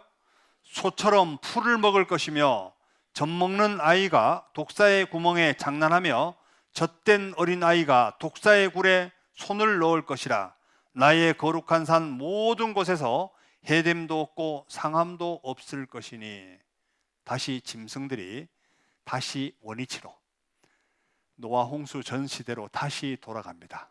신기하지 않아요? 노아 홍수 사건에 대해서 궁금한 게 있으면 언제든지 한번 개인적으로 물어보셔도 돼요. 성경에 해답이 다 있습니다. 아직도 이야기 안 한 것 되게 많아요. 그런데 그건 개인적으로 좀 물어봤으면 좋겠습니다. 그리고 원래 석탄의 주 원료, 제가 살던 고향은 석탄이 너무 많이 나왔습니다. 석탄의 주 원료는 나무 껍질이에요. 맞죠? 원래 석유의 주 원료는 생물의 사체입니다. 그런데 석탄은 나무 껍질이에요. 그러면 나무 껍질은 이것이 시간이 지나서 석탄이 되는데 나무 껍질이 순식간에 땅속에 묻힐 수 있는 방법은 뭘까? 그것도 수천 톤, 수만 톤이 땅속에 묻힌다. 지금 한국에는요, 어떻게 석탄이 캐지냐면 땅속으로 굴을 파서 석탄을 캐내거든요. 그런데 해외에 가면 석탄을 노천채굴 합니다. 산 거중만 벗기면 다 석탄이에요. 포크레인으로 그냥 싣고만 오면 돼요. 자, 그러면 그 많은 석탄층이 수십 메다, 수백 메다로 쌓여 있거든요. 그러면 그 많은 석탄이 만들어지려면 얼마나 많은 나무 껍질이 순식간에 흙으로 덮어야 될까? 이것은 노아 홍수밖에 말할 수 없어요. 왜 그러냐면 봐요. 전 세계에 물이 덮었습니다. 그러면 물 위에는 나무만 떠 있겠죠. 혹시 나무를 물 위에 띄워본 적 있나 모르겠어요. 보통 이게 큰 나무들을 가지고 이렇게 이제 나무를 켜잖아요. 이렇게 뭐 평상도 만들고 뭐 이게 식탁도 만들고 할 때 이거를 바닷물 위에 띄워버립니다. 물 위에 계속 띄워놔요. 그러면 껍질만 바닥에 가라앉습니다. 맞죠? 안 띄워봤어요? 껍질만 가라앉는다고. 그러니까 노아 시대 때 1년 이상을 물 위에 떠 있으니까 당연히 껍질만 바닥에 가라앉았겠죠. 거기에 토사가 덮인 거예요. 그게 석탄입니다. 놀랍지 않아요? 이렇게밖에 설명할 수 없어요. 왜? 석탄층이 전 세계적으로 발견되고 있거든요. 그리고 홍수 후에 하나님이 이렇게 무지개가 있었습니다. 하나님이 이런 약속을 하게 되죠. 무지개 언약을 하기를 내가 구름으로 땅을 덮을 때 무지개가 구름 속에 나타나면 내가 나와 너희와 및 혈기 있는 모든 생물 사이에 내 언약을 기억하리니 다시는 물이 모든 혈기 있는 자를 멸하는 홍수가 되지 아니할지라. 무지개가 구름 사이에 있으리니 내가 보고 나 하나님과 땅에 무릇 혈기 있는 모든 생물 사이에 된 영원한 언약을 기억하리라. 신기하게도 비가 많이 오고 난 후에는 이렇게 무지개가 떠 있습니다. 이게 하나님이 다시는 내가 전 세계를 물로 심판하지 않겠다, 이 약속이에요. 이게 무지개입니다. 원래 어떤 집을 계약할 때도 도장을 찍잖아요. 반은 내가 가지고 있고 반은 상대편이 가지고 있고, 맞죠? 홍수 후에 이렇게 지구에 변화가 있었습니다. 무지개가 있고, 그다음 비가 오고 식물이 변화하고 환경이 바뀝니다. 노아 홍수 전에 식물들은 나이테가 없어요. 사계절이 없으니까. 그런데 지금은 정확하게 나무에 나이테가 생기죠. 홍수 전의 식물과 지금은 완전히 달라요. 그리고 지구상에 대격변이 있었다. 이로 말미암아 그때 세상은 물의 넘침으로 멸망하였으되, 이건 노아 시대 때를 얘기하는 거예요. 이제 하늘과 땅은 그 동일한 말씀으로 뭐 하기 위하여? 불사르기 위하여 간수하신 바 되어 이제는 불심판이 남아 있습니다. 자, 그러면 우리 시대에 한번 교훈을 한번 받아보죠. 노아 때와 같이 인자의 임함도 그러하리라. 홍수 전에 노아가 방주에 들어가던 날까지 사람들이 뭐 하고 있었다고요? 먹고 마시고 장가들고 시집가고 있으면서 홍수가 나서 저희를 다 멸하기까지 깨닫지 못하였으니 인자의 임함도 이와 같으리라. 자, 노아 시대 때 가장 성공한 사람은 누구일 것 같아요? 자, 봐요. 노아가 배를 다 만들었습니다. 방주를 다 만들어 놓고 노아가 의를 전파했어요. 여러분들, 하나님이 전 세계를 물로 심판하려고 하니까 빨리 피하시오. 피하시오 하는데 아무도 안 피해. 그때 만약에 노아의 말을 듣고 이 세상에서 가장 악한 사람, 그 사람이 만약에 노아의 말을 들어보니까 왠지 짐승들 몰려가는 거 보니까 심판이 곧 있을 것 같아. 그래서 그래도 믿자야 본전이니까 그래도 방주 안에 들어갔다가 비가 안 오면 나오면 될 거 아니냐. 그러고 방주에 갔다. 죽었을까 살았을까요? 살았겠죠. 자, 그러면 노아 시대 때 가장 성공한 사람은 누구냐면, 돈 많은 사람, 공부 많이 한 사람, 가장 성공한 사람은 방주에 피한 사람이에요. 맞죠?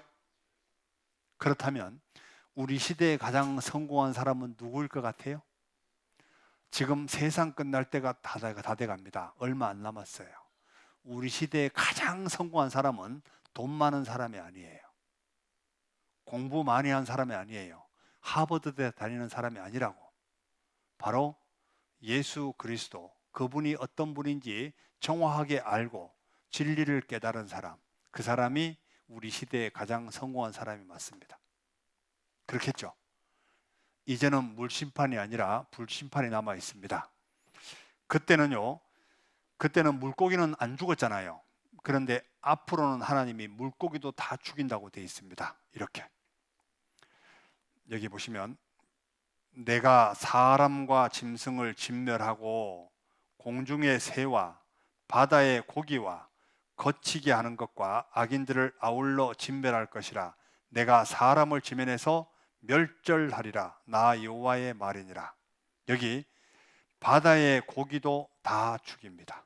노아 시대 때는 바다의 고기는 안 죽었어요. 맞죠? 물심판하니까.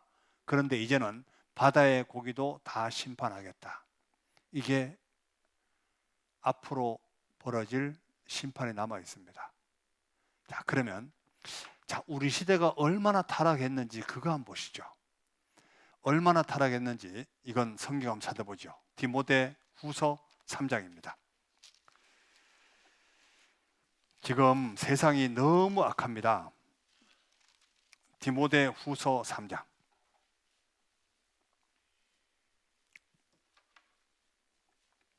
디모데 후서 3장 1절.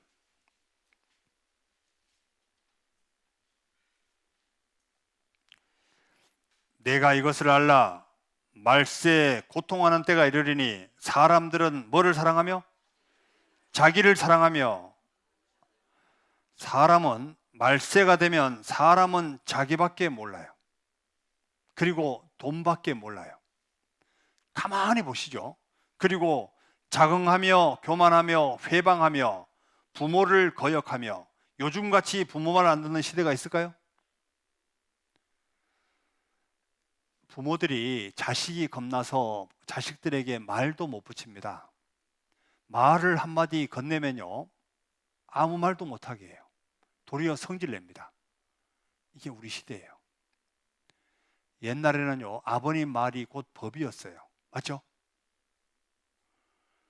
얼마나 이게 부모에 대한 그게 있잖아요. 깍듯했냐면요, 제가 초등학교 다닐 때 나 실제 괴로움 다 잊으시고 기르실 제 밤낮으로 애쓰는 마음, 이 노래를 배울 때요, 야 정말 엄마가 고생 너무 많이 했겠구나, 내가 엄마 아버지에게 정말 효를 다해야지, 이러면서 집에 가서 아버지 어머니 어깨 주물러주고 엄마 내가 정말 고생 안 시킬게, 이렇게 했던 게 엊그제 같아요.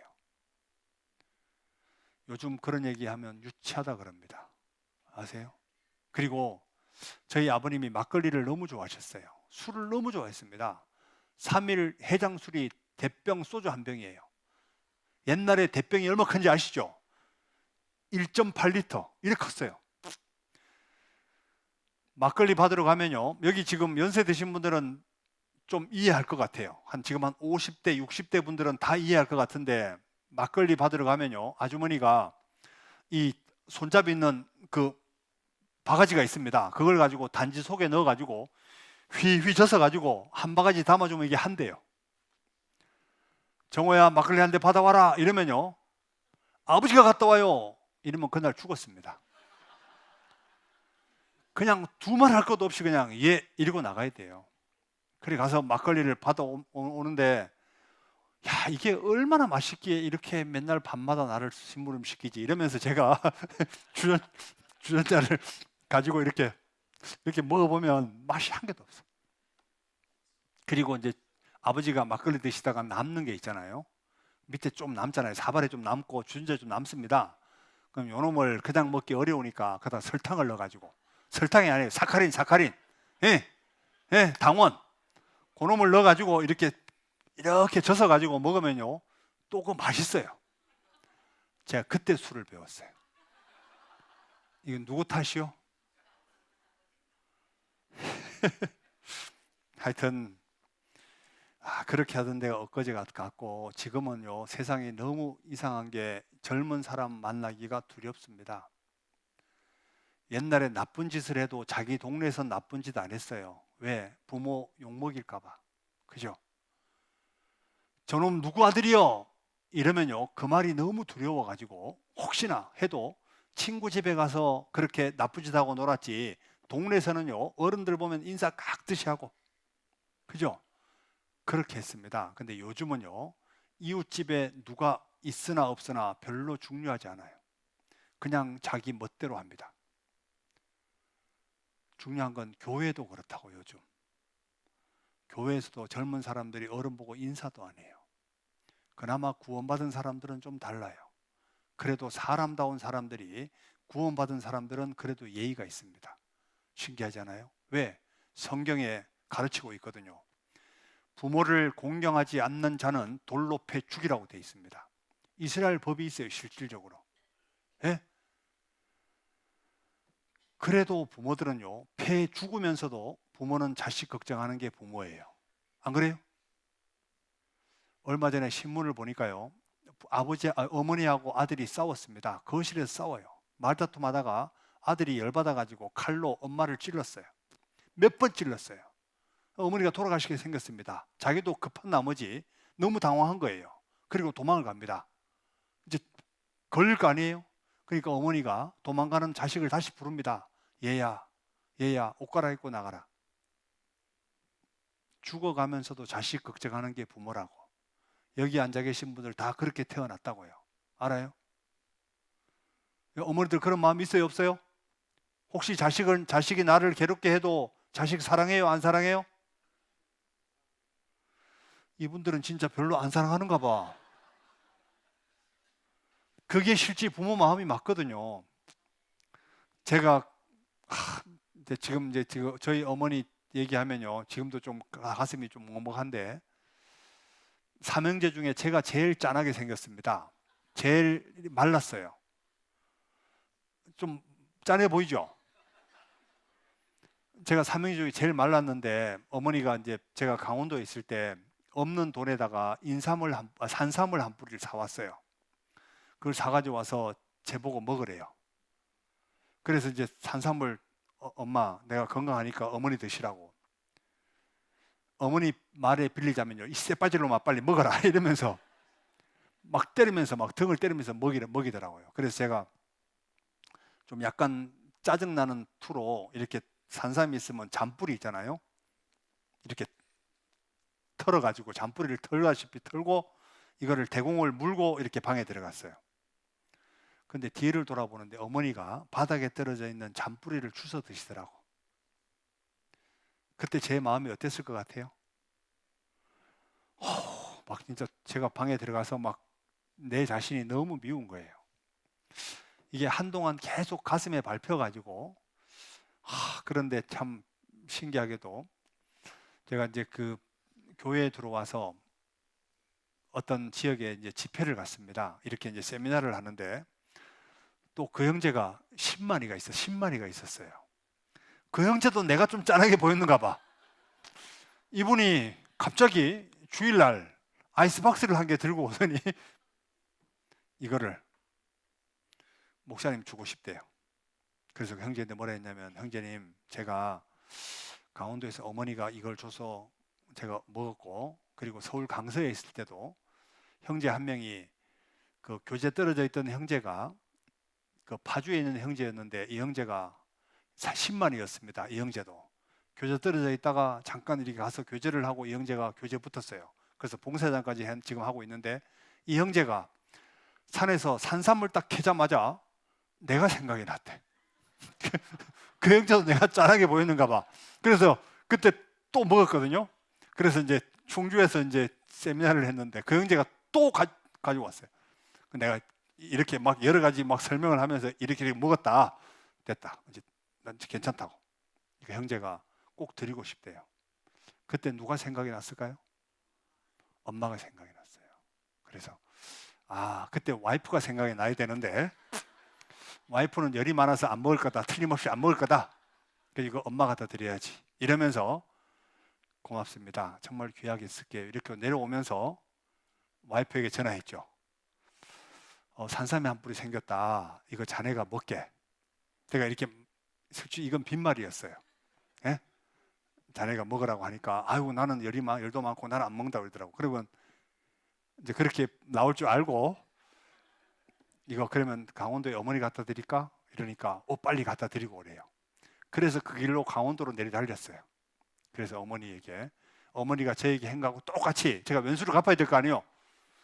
그래서 어머니 앞에 갖다 주고 물을 딱 들고, 어머니 드세요. 어머니 드시는 거 보고 내가 가겠다고, 안 먹으면 안 간다고 이러니까 막 어머니가 눈물을 흘리면서 드시더라고. 그리고 뒤도 안 돌아보고 집에 갔어요. 그래도 어머니가 주워 드신 게 계속 여운이 남아요. 그런데 어머니는 그걸 드시고 난 후에 몇 년을 그 얘기를 합니다. 이게 부모예요. 자식은 한 번 해주고 그렇게 얘기하지만, 부모는요, 정말 보상을 바라지 않고 죽을 때까지 우리 자신을 도와주는 게 부모예요. 그 마음을 누가 심어줬냐면 하나님이 심어줬다고. 누가 심어줬다고요? 하나님이 심어줬어요, 그 마음을. 그리고 자식이 태어나면 신기하게도 소망이 자식에게 가도록 하나님이 만들었죠. 안 그래요? 나는 애를 안 좋아해요, 나는 애 안 낳고 싶어요, 그러던 엄마가 아기가 태어나는 순간 아이에게 모든 소망을 겁니다.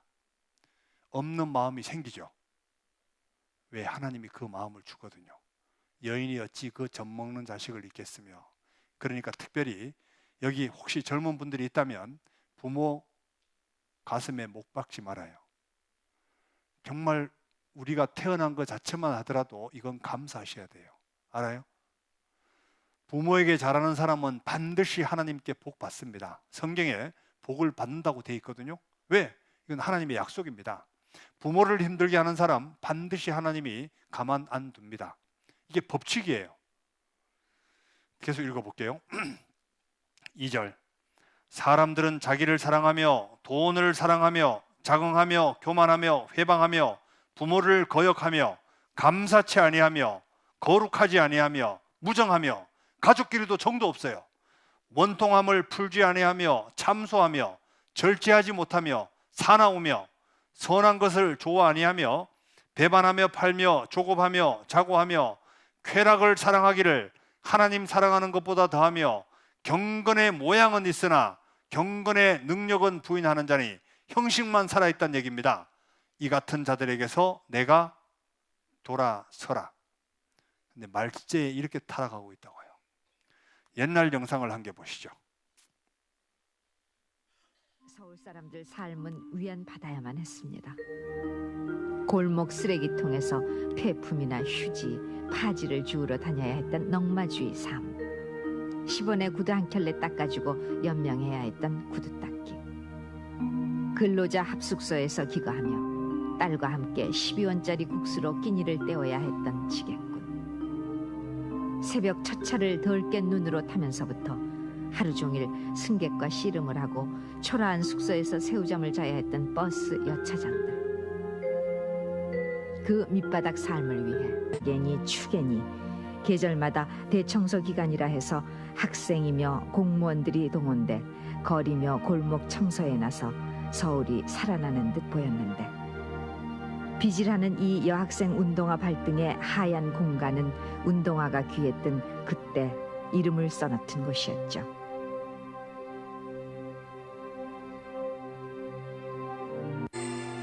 서울이 비대해지면서 그때 함께 늘어간 것은 복덕방과 투기꾼이었고, 요령능한 사람이 서울살이 잘한다 하는 말은 요즘도 우리들 삶을 그늘지게 하고 있습니다.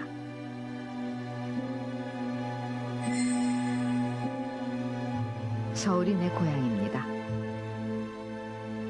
서울 사람을 깍정이라 부르던 때가 있었죠. 제 분수와 본분만큼만 더도 덜도 아닌 서울 사람들 삶을 두고 그렇게 일렀죠. 30년 떨어진 군화 뒤창을 흙바닥에 끌고 다니던 절망의 시대.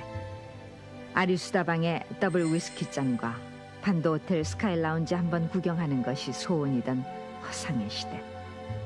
또 전차와 따라지촌과 시청 앞 중국집들, 시계탑과 통금 사이렌에 갇혔던 상실의 시대. 그러면서도 서울은 이웃과 여유가 있었죠. 그래서 서울살이가 그렇게 각박한 것만도 아니었습니다. 그러나 이제 돌떡 생일떡 돌려먹던 골목길 풍경은 사라졌고, 자동차 물결에 밀려다니다 이웃을 모르는 아파트 칸속에서 안식을 찾아야 하고, 종로거리 수백 번 어깨를 부딪혀도 정감에 눈길 한 번 주지 않고 사는 오늘 서울 사람들. 나흘 전 소환이었다는데 올해도 한강은 얼지 않을 모양입니다. 이게 지금 우리 시대가 이렇습니다.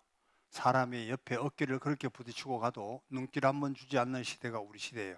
그리고 요즘 젊은 사람들 보면요, 이렇게 가정에도 마찬가지죠. 스마트폰 한 개만 딱 있으면요, 주변에 아무도 없어도 돼요.